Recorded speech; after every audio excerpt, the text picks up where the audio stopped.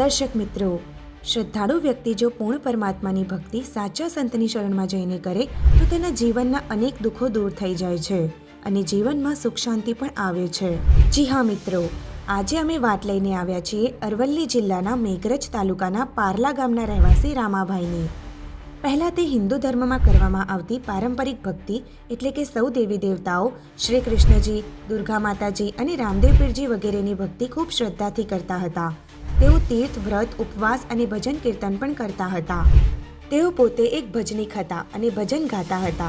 આ રીતે લગભગ 15 વર્ષ સુધી ભક્તિ કરવા છતાં પણ તેઓ દારૂ અને તમાકુના ખરાબ વ્યસનમાં પડી ગયા હતા અને તેમના ઘરની આર્થિક સ્થિતિ પણ નબળી થઈ ગઈ હતી. વળી તેમના છોકરાને ગળાનું કેન્સર થઈ ગયું, જેના માટે તેમણે બધા દેવી દેવતાઓની ખૂબ માનતાઓ માની અને ડૉક્ટર પાસે સારવાર પણ કરાવી, છતાંય તેમના છોકરાનું કેન્સર મટ્યું નહીં અને આખરે તે નાસ્તિક બની ગયા હતા. ત્યારે તેમના મોટા કાકાએ જગતગુરુ સંત રામપાલજી મહારાજ પાસેથી દીક્ષા લઈને સદભક્તિ કરવા કહ્યું, પણ તેમને વિશ્વાસ આવતો ન હતો, કારણ કે તેમનું માનવું હતું કે પ્રારબ્ધ કર્મ તો ભોગવવા જ પડે છે.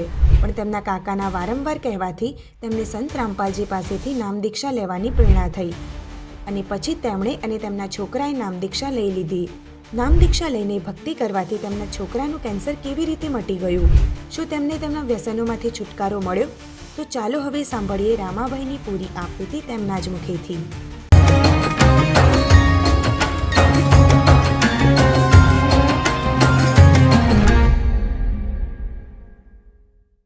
નમસ્કાર સર.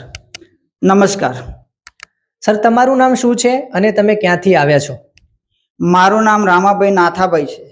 હું અરવલ્લી જિલ્લો, તાલુકો મેઘરજ અને પાલ્લા મારું ગામ છે. સર, સંત રામપાલજી મહારાજજીથી નામ દીક્ષા લીધા પહેલા તમે કઈ કઈ ભક્તિ સાધનાઓ કરતા હતા? સંત રામપાલજી મહારાજની નામ દીક્ષા લીધા પહેલા હું દેવી દેવતાઓની ભક્તિ કરતો હતો. દેવી દેવતાઓની ભક્તિ કે જેમ કે દુર્ગા માતા છે, વિષ્ણુ ભગવાન છે, કૃષ્ણ ભગવાન છે, રામદેવજી પીર છે, તેમની હું પૂજા કરતો હતો. તેમને જે દુર્ગા માતા છે તેમની અમે માંડવડી, માતાજીની માંડવડી અમારા ઘરે કરતા હતા અને અમે 12 વર્ષ સુધી માતાજીની માંડવડી નવરાત્રિ બી કરી છે. હું એકવાર રણુજા ચાલીને ગયો છું અને હું 7 વાર હું અંબાજી ગયો છું ચાલીને. આ બધી મેં જે પરંપરાગત જે ભક્તિ ચાલતી હતી એ ભક્તિ અમે કરતા હતા. ત્યાર પછી હું ભજન કીર્તન કરતો હતો. ભજન કીર્તનમાં ભજન હું એક જોરદાર ગાતો હતો. ભજનમાં હું જે રામદેવ પીરના ભજન બી કરતો હતો અને કબીર સાહેબના ભજન બી કરતો હતો. હું આસારામમાં ગુરુજીના સત્સંગમાં બી જતો હતો. અમારા અહીંયા એક ધનગીરી કરીને નામ છે, તેમના સત્સંગમાં હું ઘણીવાર ગયેલો હતો અને હું ભજન જોરદાર ગાતો હતો. ભજન એવું એવા કરતા હતો કે લોકો મને જોઈને પ્રેરિત થઈ જતા હતા. એમાં હું એક સાખી બોલી દઉં કે સાહેબ મારો શેઠિયો અને વણજો કરે વેપાર, વિના દાંડી વિના તાજવે એને તોડ્યો જગ સંસાર. આવું હું જોરદાર ભજન બી ગાતો હતો. આ બધું બહુ મેં પહેલા 1 થી 15 વર્ષ સુધી મેં આ બધું ભજન કીર્તન અને આ સત્સંગમાં હું ગયેલો હતો. સર, તમે જેમ કીધું કે તમે લગભગ 15 વર્ષો સુધી ભજન મંડળીમાં તમે કામ કર્યું, તમે ઘણા બધા સંતો મહાત્માઓના સત્સંગ સાંભળી, તેમનાથી પ્રેરણા લઈ, ઘણા બધા મહાપુરુષોના, સાધુ સંતોના તમે ભજન કીર્તન કર્યા. તો સર, શું આ તમામ પ્રકારની હિન્દુ ધર્મમાં પ્રચલિત ભક્તિ ક્રિયાઓને કરવાથી શું તમને કોઈ લાભ પણ પ્રાપ્ત થતા હતા? ના સરજી, તેમાં મને કોઈ લાભ થયો નહીં. મેં 15 વર્ષ સુધી આ જે બધી દેવી દેવતાઓની, દુર્ગા માતાની ભજન કીર્તન આ બધું કર્યું, પણ તેનાથી મને કોઈ લાભ થયો નહીં. હું ધીરે ધીરે વ્યસની થઈ ગયો. ધીરે ધીરે જ્યારે ગાવા જતો હતો ત્યારે આ બધા લોકો બીજા જે અમારા જોડે રહેતા હતા એ બધા વ્યસન થોડું થોડું કરતા હતા. ધીરે ધીરે હું પણ શીખ્યો અને એમના જોડે વ્યસન કરતા કરતા હું એટલો બધો વ્યસની થઈ ગયો કે ધીરે ધીરે બધું ભૂલી ગયો. પછી ગાવાનું, આ મંદિરોમાં જવાનું આ બધું મેં છોડી દીધું અને વ્યસનની લતમાં હું એટલો બધો લાગી ગયો કે 24 કલાકની અંદર મારી એક બોધો વિમલ એક પેકેટ પૂરું હું 24 કલાકની અંદર ખાઈ જતો હતો અને હું 24 કલાક નશાની લતમાં રહેતો હતો. 24 કલાક હું એટલો બધો દારૂ પીતો હતો કે રાત્રે મને 2 વાગે ઊંઘ ઉડે તો 2 વાગે બી મારે દારૂ પીવો પડતો હતો અને તેમાં મારે પૂરેપૂરી આર્થિક સ્થિતિ પૂરી ખતમ થઈ ગઈ, પૈસા ખતમ થઈ ગયા, બિલકુલ હું નાસ્તિક થવા લાગ્યો. ત્યાર પછી મારા છોકરાને કેન્સર થઈ ગયું ગળાની અંદર, તો હું વધારે એ કરવા માંડ્યો. પછી આ કેન્સર મારા છોકરાને થયું એટલે હું ધીરે ધીરે પાછો હું આ દેવી દેવતાઓની, જે દુર્ગા માતા છે તેમની માન્યતા માની, રામદેવ પીર છે તેમની માન્યતા માની, કૃષ્ણ ભગવાનની મેં ઘણા વખત માન્યતાઓ માની, પણ છોકરાને કોઈ કશું થઈ નહીં અને બિલકુલ હું દુઃખી થઈ ગયો પછી આ ભક્તિ કરતા કરતા. સર, તમે જેમ કીધું કે આટલી બધી ભક્તિ કર્યા છતાં તમે આર્થિક રૂપે તમારી જે પરિસ્થિતિ હતી એકદમ કમજોર થઈ ગઈ, તમારા છોકરાને કેન્સર જેવી ભયંકર બીમારી પણ થઈ ગઈ અને તમે પોતે વ્યસનના ચક્કરમાં પડી ગયા. તો સર, પછી તમે સંત રામપાલજી મહારાજજીની શરણમાં શા માટે આવ્યા? સર, સંત રામપાલજી મહારાજની શરણમાં એટલા માટે હું આવ્યો કે આ બધી ભક્તિઓ કરતા કરતા મારા છોકરાને કેન્સર થયું, છોકરાને કેન્સર મટતું નહોતું. ત્યાર પછી કેન્સર નહીં મટ્યું એટલે હું આ છોકરાને મોડાસા કરીને શહેર છે તેમાં એક પ્રણાલી હોસ્પિટલ કરીને એક મોટી હોસ્પિટલ છે તેની અંદર છોકરાને હું લઈ ગયો દવાખાને. પછી આ દવાખાને જો તો ત્યાં પણ ગાંઠ એની મટી નહીં. 3 મહિના સુધી દવા ખાધી પણ છોકરાને કોઈ આરામ થયો નહીં. ત્યાર પછી આ ગુરુ સંત રામપાલજી મહારાજના શિષ્ય હતા, મારા પોતાના ભાઈ હતા, મોટા ભાઈ. તે મને વારંવાર કહેતા હતા કે ભાઈ તું આ બધું છોડી દે અને તું આ સંત રામપાલજી મહારાજના નામ દીક્ષા લઈ લે, આ છોકરાને તારે મટી જશે ને આવું બધું મને કહેતા હતા. અને ક્યારેક ક્યારેક મને તેમનો સત્સંગ મોબાઈલમાં કાઢી અને મને બતાવતા હતા, પણ હું નાસ્તિક જેવો થઈ ગયો હતો એટલે હું આ સત્સંગ આવું બધું જોવાનું મેં ઓછું કરી દીધું. પહેલાં હું ભજન કીર્તન કરતો અને બ્રહ્મા વિષ્ણુ મહેશ સુધીની મને જાણકારી હતી એટલે હું એવું જાણતો હતો કે આમાં બધું કાંઈ નથી. અને સત્સંગ હું સાંભળ્યો હતો તો એવું કહેતા કે ભાઈ કરેલા કર્મ તો આપણે ભોગવવા જ પડે છે, એમાં કોઈ છૂટકો નથી. તો આવી બાધાઓ બધી લીધા પછી, માતાજીની માન્યતા લીધા પછી મને એવું થયું કે ભાઈ કરેલું કર્મ હોય તો ભોગવવું જ પડવાનું, એમાં ચાલવાનું નથી. એટલે પછી હું આ વાત જોતો નહોતો, પણ વારંવાર મને એમને એવું કીધું ને દવાખાને જવાથી છોકરાને મટ્યું નહીં. એટલે પછી ચલો તો એક વખત આપણે તે કહીશ તો એમના કહેવાના આધારે હું એમના સંગાતે ગયો અને ત્યાં ઈડર કરીને શહેર છે તેમાં નામદાન સેન્ટર હતું એમનું સંત રામપાલજી મહારાજનું. ત્યાં જઈ અને સંત રામપાલજી મહારાજ જોડેથી મેં નામ ઉપદેશ લીધો, નામ દીક્ષા લીધી મેં. તો સર, શું સંત રામપાલજી મહારાજજી પાસેથી નામ દીક્ષા લીધા પછી તમારા જીવનમાં આવતા આ તમામ પ્રકારના દુઃખોથી તમને છુટકારો પ્રાપ્ત થયો? હા સરજી, સંત રામપાલજી મહારાજના નામ દીક્ષા લીધા પછી જે હું પહેલો લાભ તો મને એ થયો કે હું વ્યસન બહુ કરતો હતો. તો મેં જ્યારે નામ દીક્ષા લીધી ત્યારે પરમાત્માને એવી પ્રાર્થના કરી હતી કે હે માલિક, હું આ જે દીક્ષા લઉં છું એમાં મારે પેલી ભક્તિ તો મારે કરવી જ છે, પણ વ્યસન મારું દૂર થઈ જાય તો બરાબર. કારણ કે વ્યસન મારે ખાધા પીધા વગર મારે ચાલતું નહોતું. તો પરમાત્માને એવી મેં મનોમન પ્રાર્થના કરી હતી. તો જે દિવસથી મેં દીક્ષા લીધી તે દિવસથી દીક્ષા લીધી મેં તારીખ 24/8/2000 રોજ મેં આ દીક્ષા નામ ઉપદેશ લીધેલો. ત્યાર પછી એ દીક્ષા લીધી તેથી આજ ઘડી મેં દારૂ, બીડી, તમાકુ કે કોઈ પણ નશીલી વસ્તુનો મેં હાથ પણ નથી લગાવ્યો અને તેના સામે મને જોવાનું બી નથી થતું. પહેલો છુટકારો તો એ મળ્યો. અને બીજો છુટકારો એ કે મારા છોકરાને જે કેન્સર હતું તો એનો જે દુખાવો થતો તે છોકરાને, એ દુખાવો બિલકુલ ઓછો થઈ ગયો, પણ છોકરાને ગાંઠ એની ઓછી થઈ નહીં, એની મટી નહીં. તો હું પછી હિંમતનગર હું દવાખાના આ છોકરાને લઈ ગયો. આ તો પ્રણાલી હોસ્પિટલ હતી ત્યાં છોડી દીધી અને હિંમતનગર જે સિવિલ છે એ દવાખાને હું ત્યાં લઈ ગયો. એટલે હિંમતનગર ડૉક્ટરોએ એમ કીધું કે આ છોકરાને અહીંયા ઈલાજ થાય નહીં, કારણ કે આની ગાંઠ મોટી થઈ ગઈ છે, તમે અમદાવાદ લઈ જાઓ. તો હું ત્યાંથી પછી તાત્કાલિક તેમને એ ડૉક્ટરોને કીધું કે મને તમે લખી આપો. તેમને મને લખી આપ્યું અને હું સીધો અમદાવાદ છોકરાને લઈને ગયો. પછી છોકરાને લઈને ગયો ત્યારે 7 ડૉક્ટર બેઠેલા હતા અને હું તમામ જે ફાઇલો હતી મારી એ બધી હું લઈને ગયો હતો અને ડૉક્ટરે મને કીધું કે આ શું થયું છે, તો પૂછ્યું, મેં બધી ફાઇલો એમને બતાવી અને એમને એવું કીધું કે સારું કે આ ગાંઠ આપણે એની છોકરાની કાઢી નાખશું, તમે દાખલ થઈ જાઓ એમ. તો અમે દાખલ થયા પછી છોકરાના રિપોર્ટો કર્યા એટલે રિપોર્ટોમાં સોનોગ્રાફ કર્યું, બાયોપ્સી કરી, સીટી સ્કેન કર્યું અને હું ફાઇલ પણ હું જોડે લાવ્યો છું. આ તમે જોઈ શકો છો ફાઇલ, આ તેની ફાઇલ છે અને આ ફાઇલની અંદર તમામ રિપોર્ટો કરાયેલા છે મેં સિવિલ હોસ્પિટલમાં. મેં રિપોર્ટો કરાયા પછી ગાંઠ એની ઓછી નથી થતી હતું. પછી હું રજા લઈ દવાખાનામાંથી અને ઘરે આવ્યો. ઘરે આવીને પછી મેં વાત કરી કે આ છોકરાને ગાંઠ નાની થતી નથી અને એટલી ને એટલી જાય છે.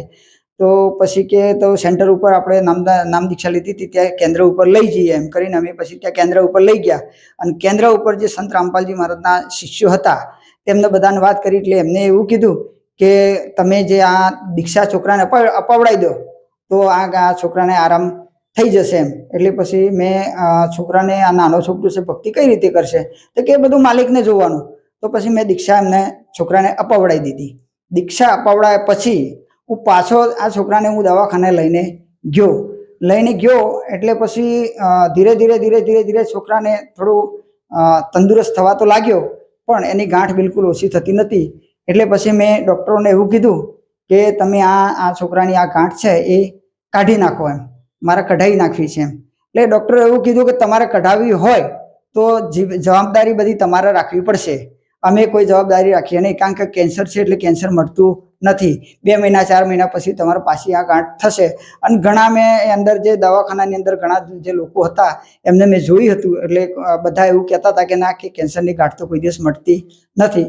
તો પછી હું હતો તે સંત રામપાલજી મહારાજના જે શિષ્યો હતા એ બધે એમને એમ કીધું કે પ્રાર્થના લગાવો માલિકને, ગુરુજીને તમે પ્રાર્થના લગાવો. તો પછી મેં હતું તે ચોપડીમાં નંબર હતા, એ નંબર જોઈને પછી તો ગુરુજી ભગવાન જોડે, અમારા જે ગુરુજી હતા સંત રામપાલજી મહારાજ ને ત્યાં પ્રાર્થના લગાવી, મેં ફોન કર્યો અને કીધું, પ્રાર્થના લગાવી કે હે માલિક, હવે મને કોઈ બચાવવાવાળો કોઈ છે નહીં, સિર્ફ તમે અને તમે જ છો. તો ડૉક્ટરો તો હવે હાથ ઉપર કરી દીધા છે, તો માલિક હવે મારે શું કરવું એમ. તો પરમાત્માએ સંત રામપાલજી મહારાજે એવું કીધું કે બેટા ભક્તિ કરો, કુછ નહીં હોગા, સબ ઠીક હો જાયગા, એવું મને કીધા પછી હું પાછો દવાખાને લઈને ગયો અને ડૉક્ટરોને કીધું. એટલે ડૉક્ટરે એમ કીધું કે 17/7/2019 અંદર છોકરાને કીધું કે તમારે ગાંઠ કાઢવી હોય તો 30 તારીખે તમે આ ગાંઠ આપણે કાઢી આપશું, એવું મને કીધું. 30 તારીખે હું ગાંઠ કઢાવવાની વાત થઈ એટલે હું 17 તારીખે મને એવી વાત કરી, ફાઇનલ કરી અને આજે એનું અંદર રિપોર્ટમાં આપ્યું હતું મને 17 તારીખનું, એ હું અહીંયા બતાવું છું. આ તારીખ છે, અહીંયા આ તારીખ છે, તમે જોઈ શકો છો, આ તારીખ છે. એ તારીખે મને કીધું કે 30 તારીખે ઓપરેશન કરી દેશું એમ કરી અને હું ઘરે આવ્યો. ઘરે આવ્યા પછી 18 તારીખે રવિવારે હું નામદાન સેન્ટર હતું, સેન્ટર ઉપર પાછો ગયો અને ફરીથી બધા ભક્તો સંત રામપાલજી મહારાજના જે ઉપદેશી હતા શિષ્યો, એમને બધે એમ કીધું કે તમે ઓપરેશન કરાવવું હોય તો એક વખત ગુરુજીને પ્રાર્થના લગાવજો. તો મેં ફરી પાછી 18 તારીખે સાંજે મેં ફરી પાછી પ્રાર્થના લગાવી અને ગુરુજીને કીધું કે ગુરુજી, હું ગાંઠ કઢાવડાવું છું ને આના માટે પરમાત્મા તમે દયા કરજો, હવે બીજું કોઈ છે નહીં, ડૉક્ટરો તો ના પડી શકે, છોકરો બચશે નહીં, એવું મને કીધું છે.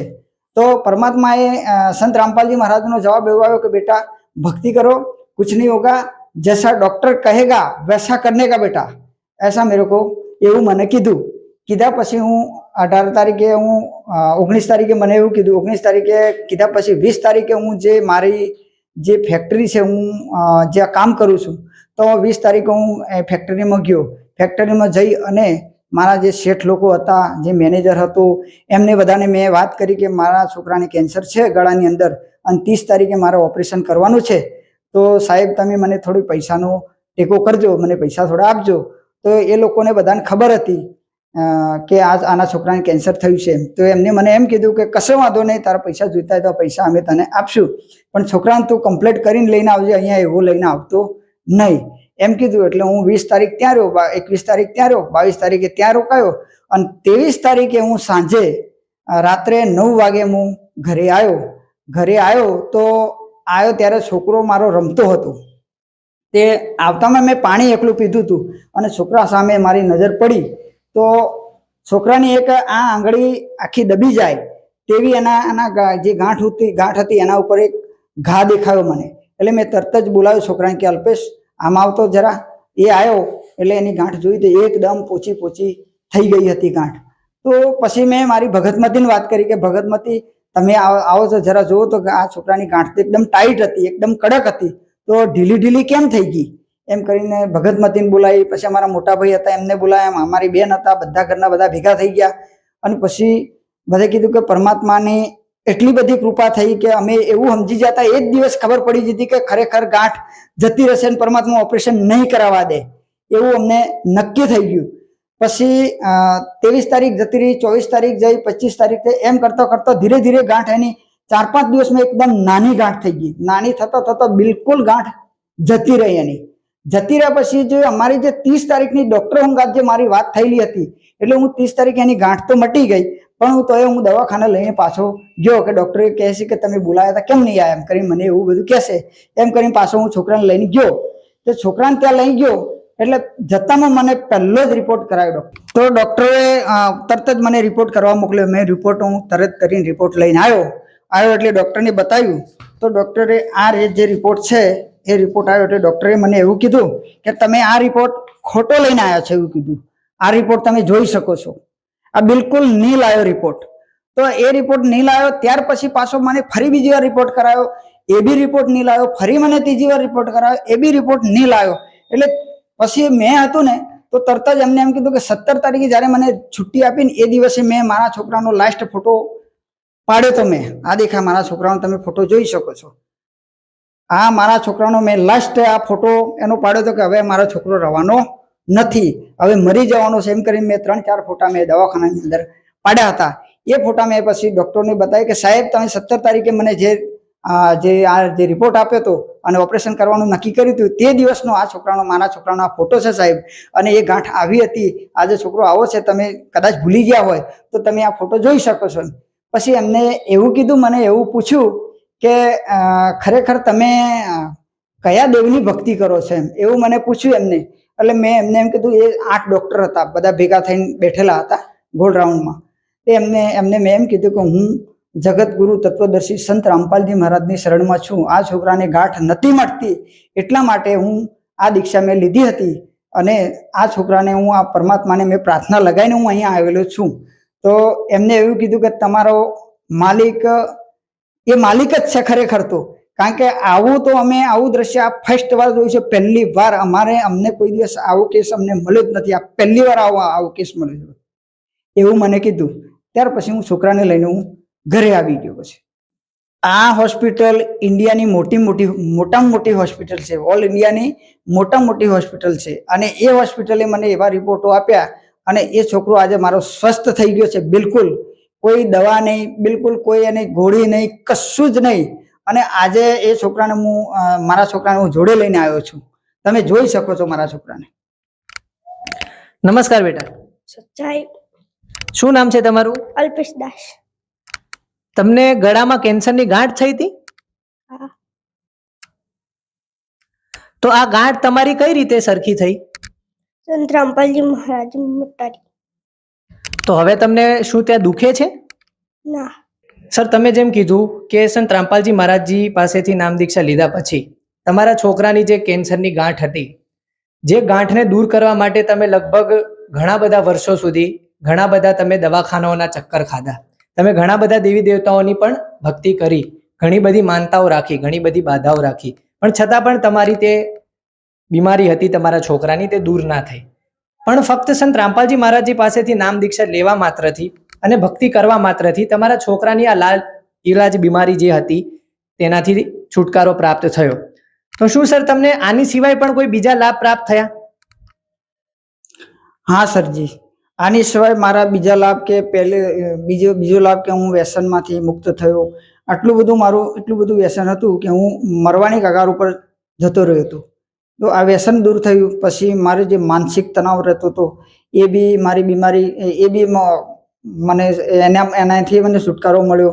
પછી જે આ આ ગુરુજીની દયાથી મને જે આધ્યાત્મિક જે લાભ હતો, જે મોક્ષનો માર્ગ હતો, એ પણ મને આ ગુરુજીની શરણમાં જવાથી મને મળ્યો. અને મારે જે આર્થિક સ્થિતિ મારી બિલકુલ ખરાબ હતી, બિલકુલ બોલે તો કશું જ નહોતું મારા જોડે. તો આજે ગુરુજીની દયાથી, આજે સંત રામપાલજી મહારાજની દયાથી હું એક ઝોપડીમાં રહેતો હતો.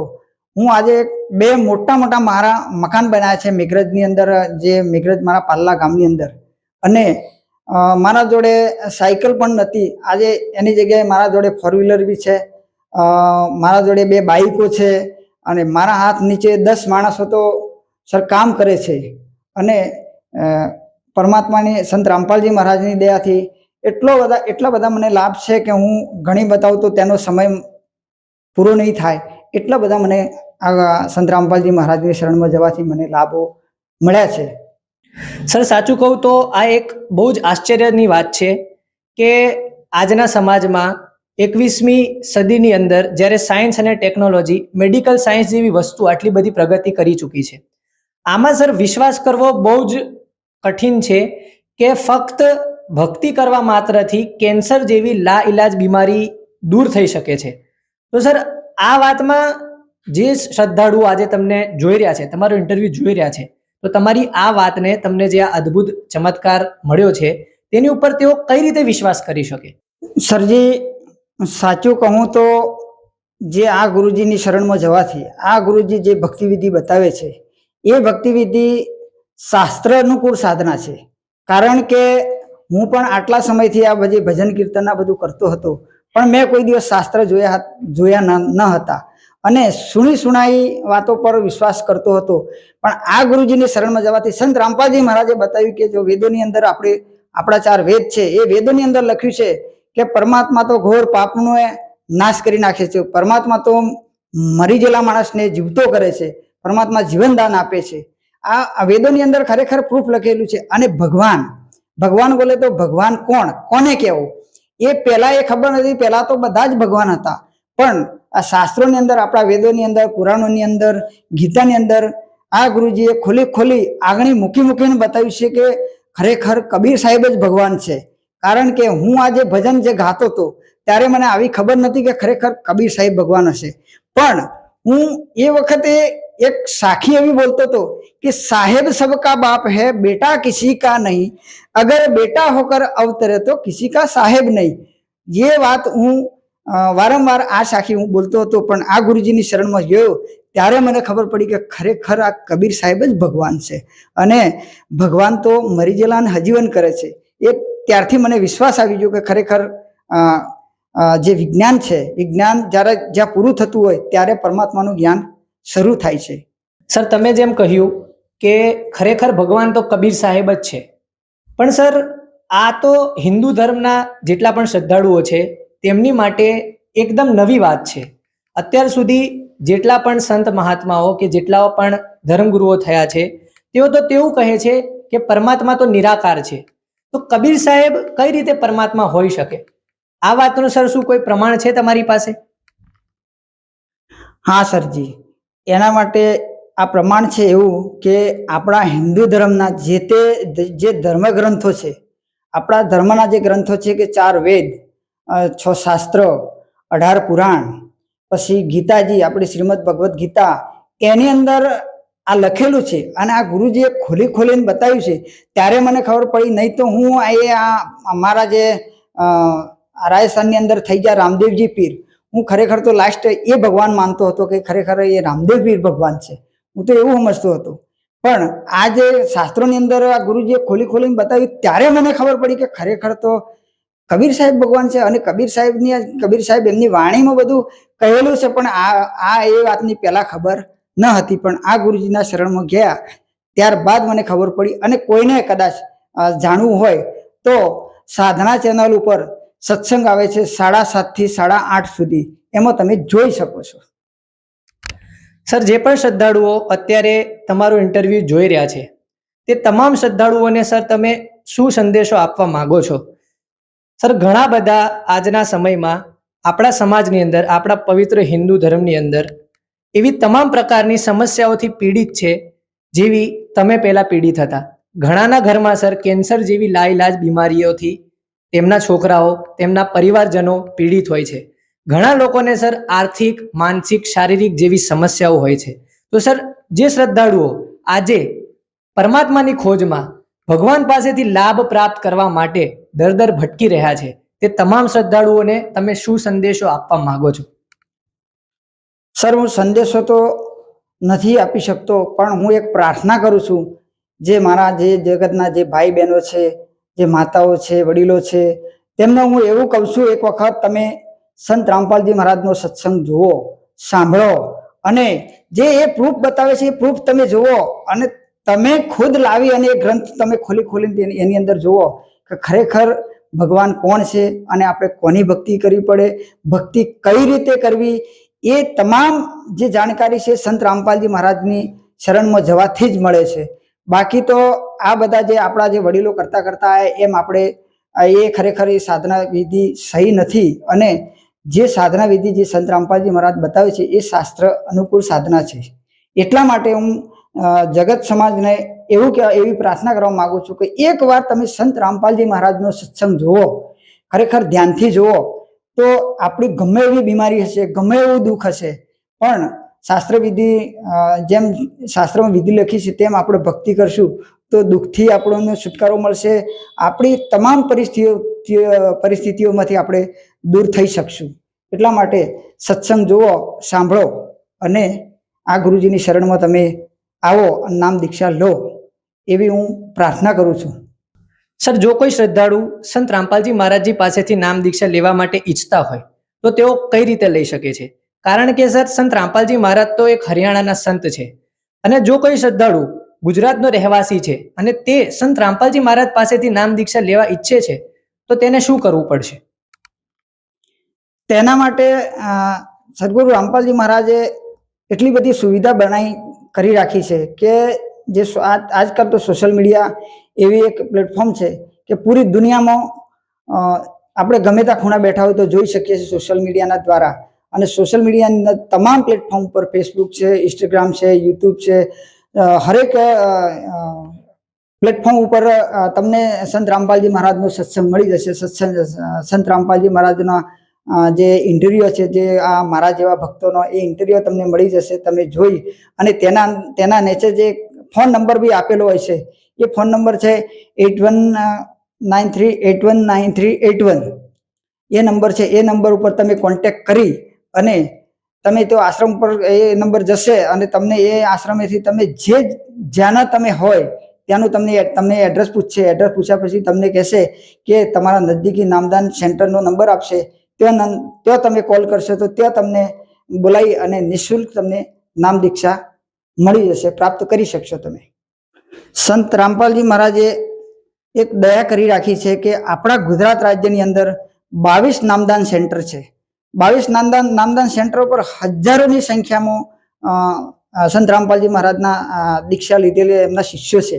એટલે તમે એ કોઈ પણ જગ્યાએ તમે ક્યાંય તમારે દીક્ષા લેવી હોય તો તમને ગમે ત્યાંથી, તમે ગમે તે એરિયાની અંદર હોય તો તમને નજીકી નામદાન સેન્ટર તમને મળી જશે અને ત્યાં દીક્ષા તમે પ્રાપ્ત કરી શકશો. ધન્યવાદ સર. સત સાહેબ.